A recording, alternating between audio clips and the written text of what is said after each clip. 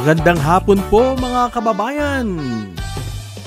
Nagbabalik si Manong Raven para sa isang namang mainit na talakayan. Pag-uusapan po natin ang fake news and disinformation ng mga DDS vloggers.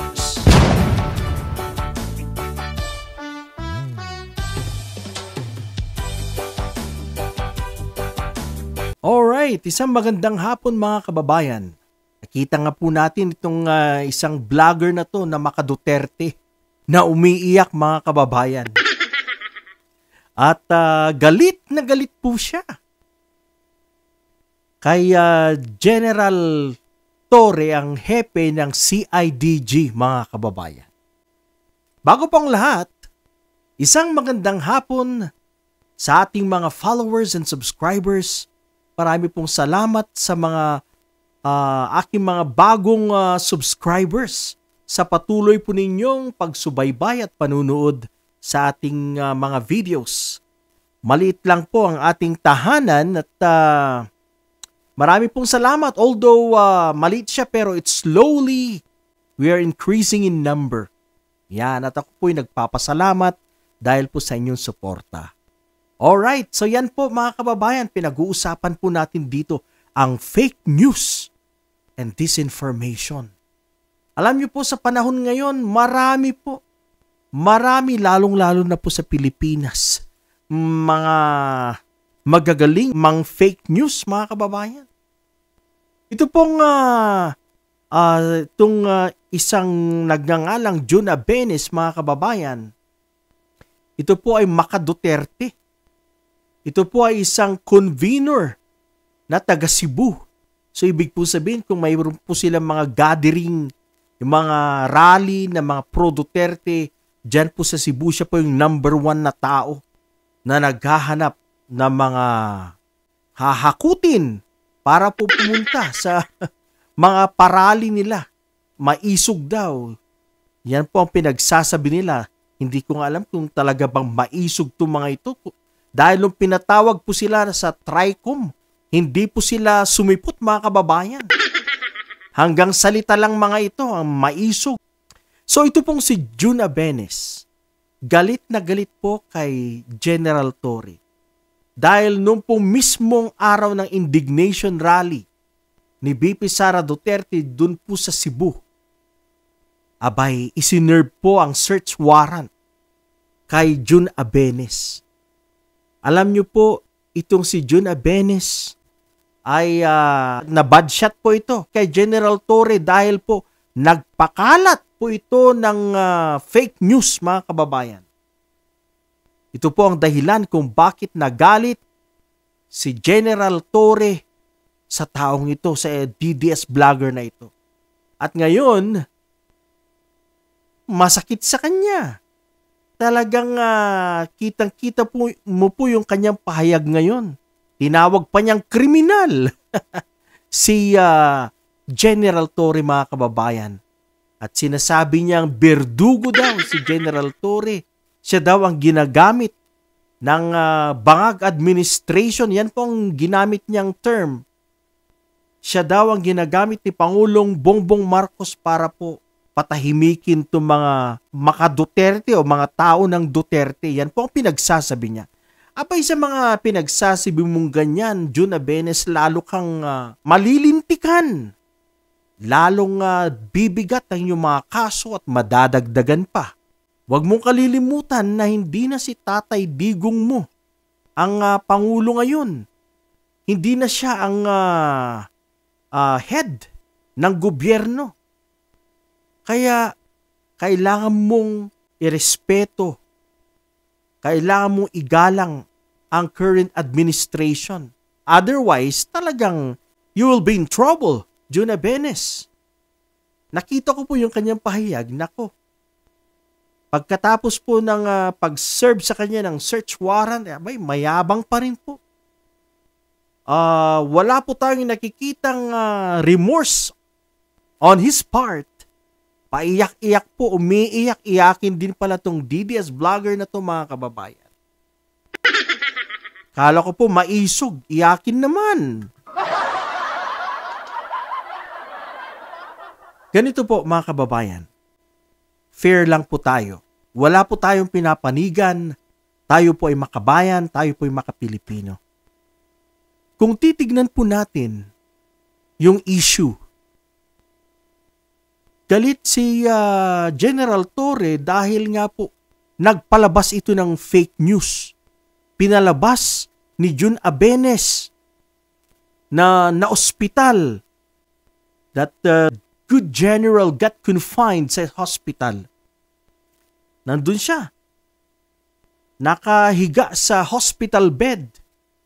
Yun po ang kanya pinalabas na may sakit, na hospital, na confined si Major General Nicolas Torre, mga kababayan.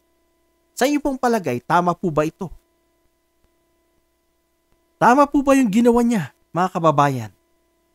Hindi tama. Pag-iimbento yan, that is fake news.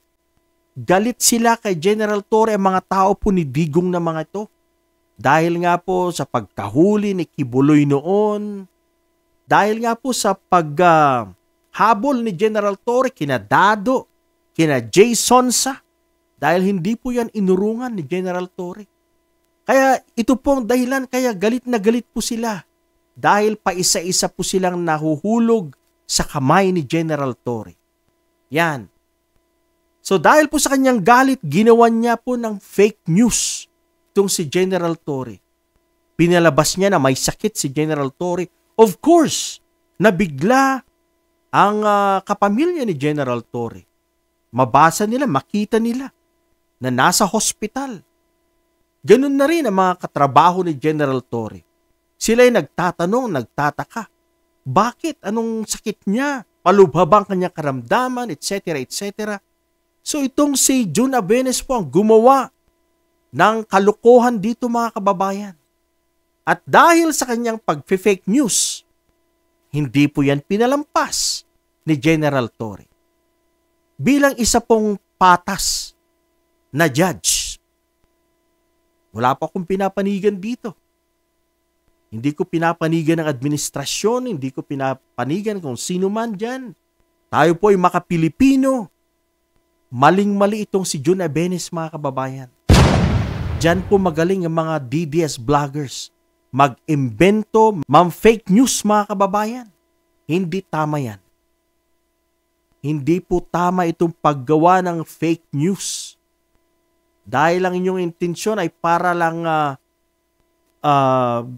bigyan ng kahihiyan, siraan ng isang tao o grupo, at kung ano-ano pa. Yan po. Kaya ang ginawa mo, Jun Abenes, maling-mali. Dapat magpakumbaba ka na lang.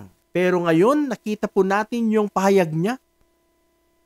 He is very defiant to General Torre. Ganun na rin sa Administrasyong Marcos.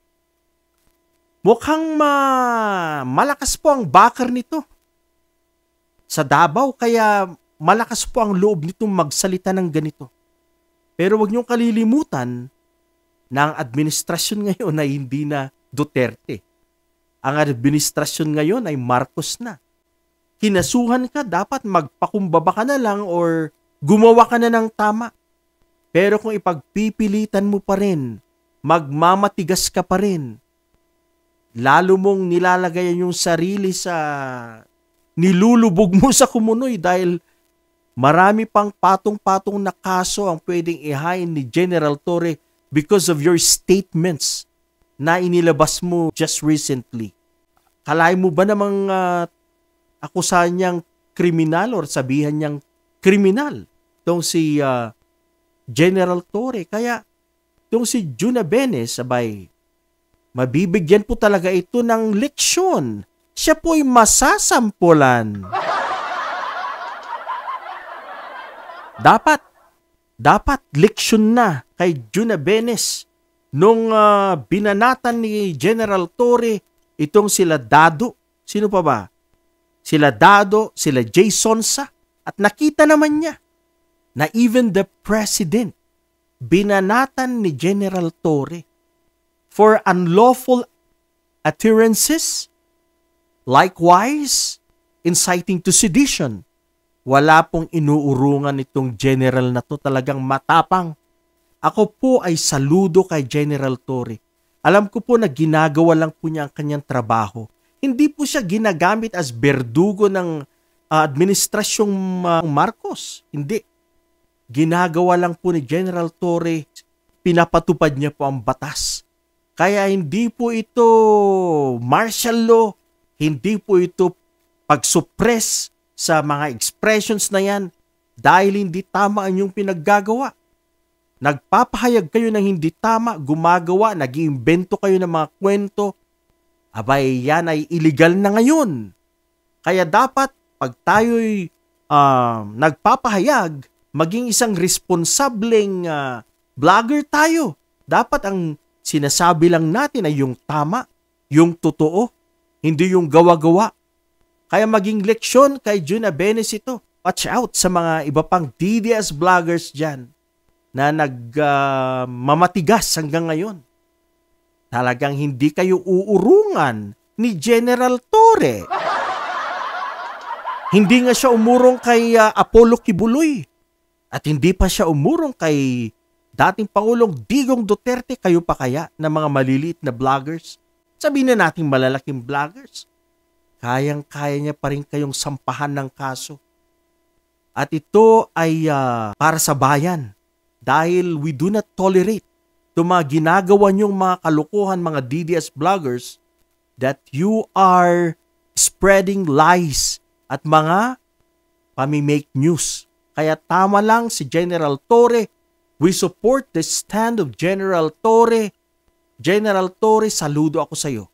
Ipagpatuloy mo ang iyong nasimulan na linisin at bigyan ng leksyon itong mga vloggers na gumagawa ng mga kalukuhan, nag-iimbento ng mga balita dyan.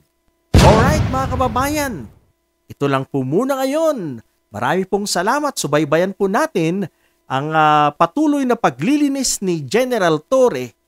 At maganda kung malinis niya at maging malinis ang ating bahay para matanggal po ang mga germs. Alright, hanggang dito na lang po muna ngayon. Maraming salamat sa panunood.